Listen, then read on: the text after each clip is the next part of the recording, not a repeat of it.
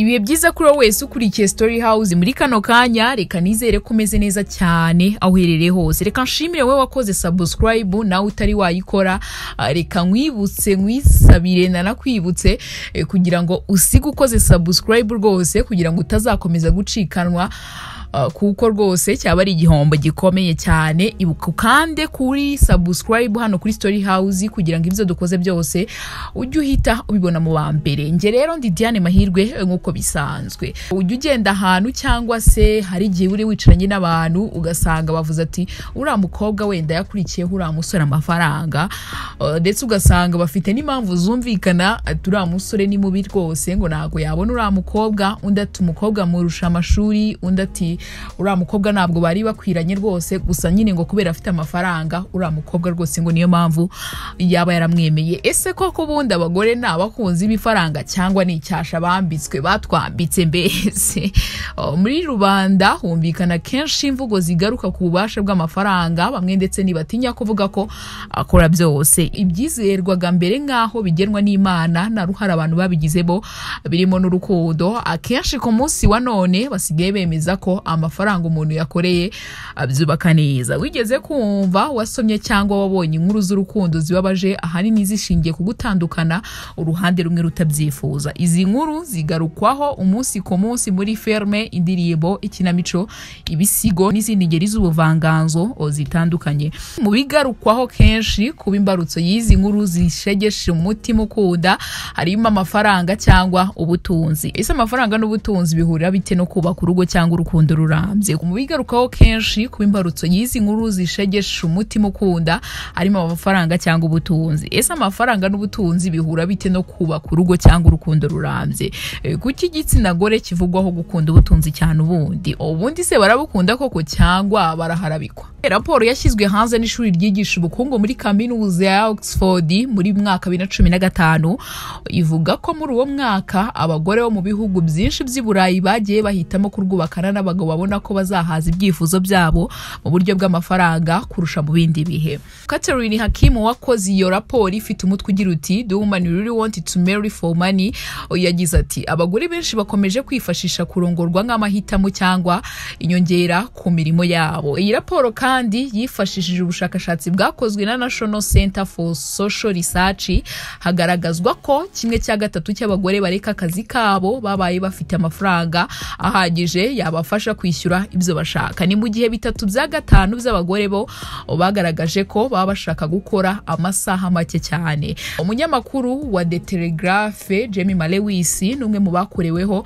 ubu bushakashatsi yagize ati yego abagore bifuza abagabo b'abakire, byashoboka ko tutabivuga kenshi bitewe n'uko tutanakunda kubyiyumvisha nk'ukuri, ariko abagore ni ibiremwa byibanda cyane ku bikorwa bigaragara. Umugabo w'umukire aguha amahitamo. Umugenzi w'umunyamakuru akaba n'umwanditsi w'inkuru z'urukundo Jojo Mayisi we yavuze ko atari ko bimeze, ndetse kushinga urugo akurikiye amafaranga aba atari ukubakwa ahubwo aba ari mu mishinga. Nubwo rero bivugwa ari byinshi, gusa na siyanse igira ikisobanura kuri iyi ngingo. Kuwa 2 Mata mu mwaka 2014 urubuga rwa Science Blog rusanzwe rutangaza amakuru n'ubushakashatsi bushingiye kuri science rwashyizeho ubushakashatsi bufite umutwe ugira uti "The real difference between how men and women choose their partners". Ni ubushakashatsi bwakozwe hashingiwe ku cyitwa framing effect kizwi cyane mu isomo rihuza imitekerereze n'imyitwarire psychology. Framing effect ivuga ko ubwenge bw'umuntu mu mufatisha umwanzuro hagati y'amahitamo yahawe bugendeye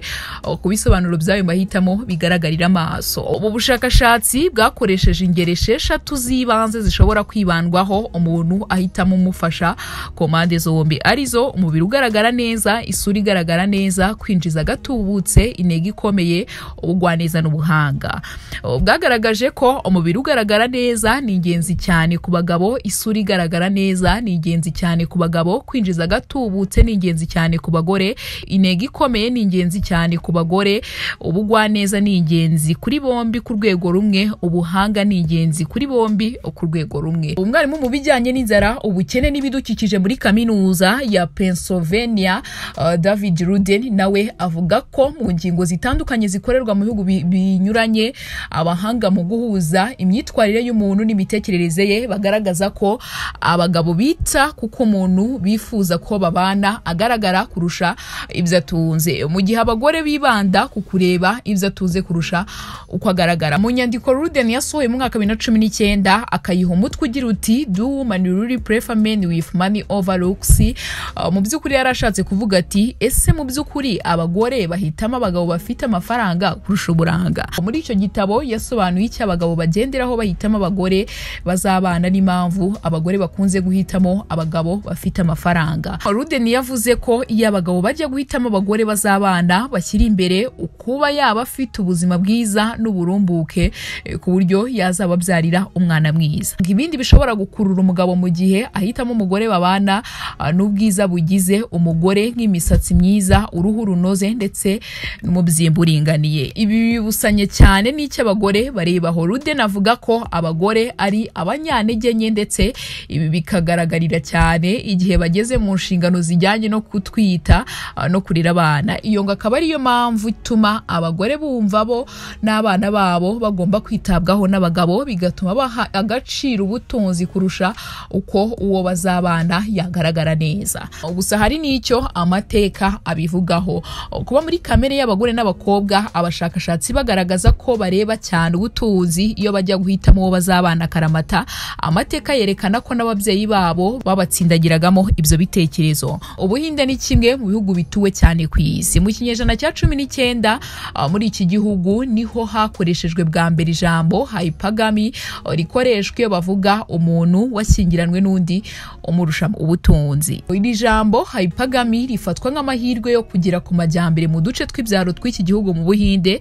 Ryakunze gukoreshwa ubwo abahinzi bashishikarizaga abana babo gushyikirana n'abanyamujyi. Ariho rero no mu mateka nyine biza byisangiza ugasanga nyine koko menya aribyo abagore bakunda ubutunzi kurusha uko bareba isura. Kuba umukobwa wo mu cyaro uyarongorwa n'umunyamujyi mu myizerere y'abo bahinzi bo mu gihugu cy'Ubuhinde ngo byatumaga umuryango we urushaho gukomera ndetse akabera na barumuna be ikiraro kuko bashoboraga kuzajya kuba iwe bakabasha kwiga neza. Nubwo abantu benshi bakunze kumvikana bavuga ko abagore bakunda amafaranga kubyo bagenderaho no guhitamo uwabo bazabana, hari n'abandi bavuga ko atari urwumwe cyane ko hari n'abasore kuri ubu ngo basigaye batoranya uwo bazabana ko bagendeye ku mafaranga afite, cyane ko ngo bavuga ngo ibintu byahise biba opposite ndetse ngo abasore bo muri iyi minsi ngo nabo bareba amafaranga umukobwa afite ndetse ukahita wibaza ati amaherezo azagenda gute. Abakobwa bazareka ubunebwe dore ko bavuga ngo hari abakobwa badashaka gukora,